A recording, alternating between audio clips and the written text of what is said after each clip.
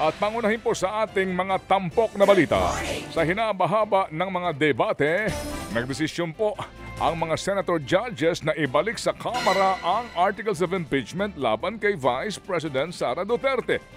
18 senador ang bumoto pabor at 5 lamang ang tumutol sa mosyon ni Senador Ronald De La Rosa na ibasura ang impeachment. Agad namang umangal sina Minority Leader Coco Pimentel at Senador Risa Ontiveros dahil ito raw ay labag nga sa batas. Giit nila, Senado lamang ang binigyan po ng mandato ng saligang batas para nga lumitis sa impeachment case. Pero ito'y tinabla naman ni Senador Bato de la Rosa. The trial will give that impeached officer the chance to clear his or her name and at the same time maybe rebuild his or her reputation. I too object to the motion of Senator Judge De La Rosa. A motion to dismiss is not found. Hindi po nahahanap itong motion to dismiss sa Rules of Procedure on Impeachment na literal ka-adapt lang po natin. At kung mayroon man, hindi Senator Judge ang magre-raise nun, kundi ang defendant. Si Vice President Sara Duterte ang dapat mag-raise niyan. If this impeachment court has the power to dismiss an impeachment complaint, walang silbi itong korte na ito, Mr. President. Yan po ang tinig ni na Senador Coco Pimentel, Risa Ontiveros at Bato de la Rosa. Samantala po naman, si Senador Alan Peter Cayetano ang nagkumbinse kay De La Rosa na imbis na ibasura ang impeachment ay ibalik na lamang daw po ito sa Kamara. Ang naturang articles of impeachment, mabigat daw kasi ang gustong mangyari ni Bato de la Rosa dahil nga maituturing na paglabag sa saligang batas ang agad na pag-dismiss ng impeachment complaint. Pero hirit ni Ontiveros, malinaw po naman na paglabag din sa ating saligang batas ang pagbabalik ng articles of impeachment sa Kamara.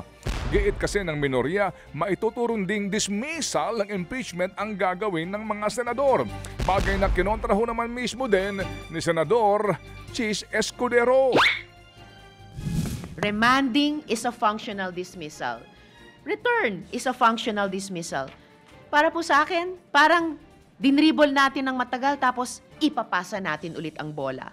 Hindi po kailangang ibalik ang articles of impeachment sa House of Representatives. This will not and does not constitute a dismissal because afterwards, after we settle this issue, and I think Senator Judge Cayetano also clarified that, the same is true with Senator Judge Villanueva, this is in no way a dismissal because we will be issuing summons after this. Bakit dinadala kami sa dismissal, remand, return, whatever is the term, Mr. President?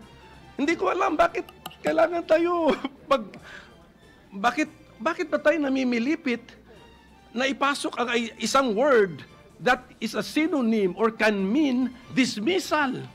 Yun na nga. Frustration ni Senator Coco. Apo, yan din po sinasabi nga ni Dean Mel sa kanyang post, mga kapatid. Pinababalik mo yung articles of impeachment sa Kamara na anong ibig sabihin.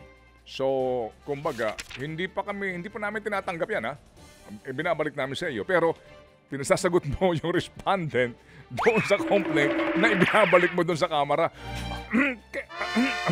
Yan po ang tinig nila Senador Ontiveros, Chis Escudero at Senador Coco Pimentel. Kaugnay ng balitang yan, mga kapatid, nanindigan din ang prosecution na unconstitutional na ibalik ng Senado sa Kamara ang articles of impeachment sa kaso po yan ni Vice President Sara Duterte.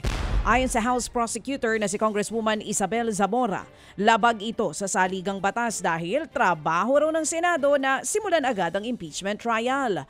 Ganito rin ang sinabi ni former Supreme Court Associate Justice Antonio Carpio. Pwede pa raw itong iakyat sa Korte Suprema. Naniniwala naman ang Pangulong Bongbong Marcos Jr. na tatawid sa 20th Congress ang impeachment ng Vice Presidente. Pero ayon kay PBBM, nasa kamay pa rin ng mga senador ang kahihinatnan ng impeachment proceedings. There's no way that even if they start the trial now, that they will finish it before the new senators come in. Senate President Jesus Cordero is doing to try to make it as a peaceful a transition as possible from this Congress to the next. So, Yan nga po ang tinig ng Pangulong Bongbong Marcos Jr. Muntik nang nagkainitan na sina Senador Robin Padilla at Joel Villanueva sa kasagsagan po ng debate tungkol sa impeachment kagabi. Sa isang pagkakataon po ay tila sinubukan ni Padilla na komprontahin si Villanueva, pero ito'y napigilan. Nag-uugat mga kapatid ang hindi pagkakaunawaan ng umalma si Villanueva sa mosyon ni Senador De La Rosa na agad nang i-dismiss ang impeachment case.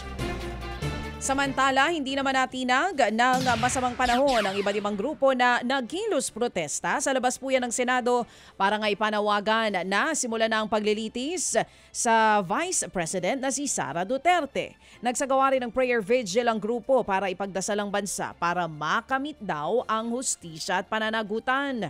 Nanawagan na rin ang Catholic Bishops Conference of the Philippines o CBCP sa mga senador na igalang at tuparin ang kanilang mandato sa ilalim po yan ng saligang batas.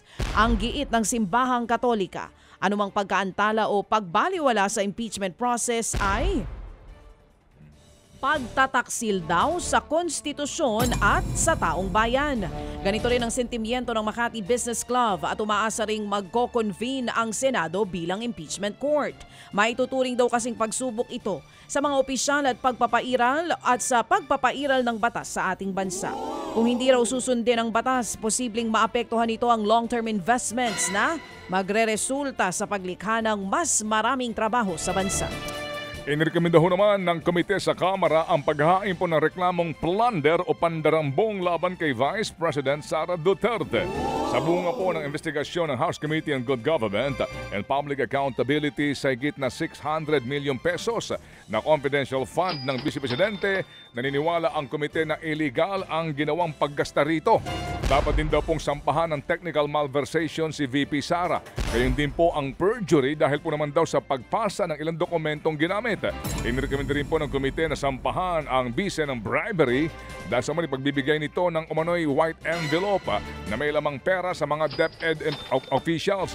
Wala pang komento po rito ang kampo ni VP Sara. Kami po tumawag kahapon at sinasabi wala po daw sila munang spokesperson na makapagbibigay po ng anumang pahayag.